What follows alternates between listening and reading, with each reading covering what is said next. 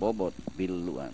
Anytime now, and the race is on. South Pearl from the outside, rising up 9 Dragon.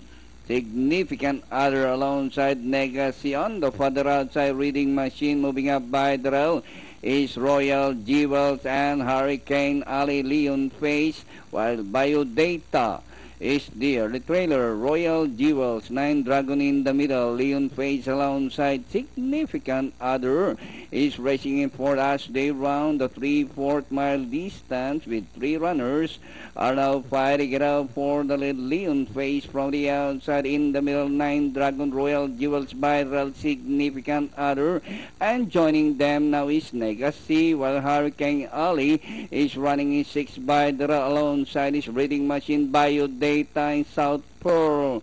Passing the half-mile post, Royal Jewels now the leader. And on the outside, Significant other, Leon Face in the middle, Legacy. And at a far turn, Significant other by a long neck, Royal Jewels down on the inside. Leon Face running in third and racing in fourth, Legacy as they race the final corner. Significant other, Royal Jewels coming back by the rail. Leon Face, Hurricane Ali on the further outside.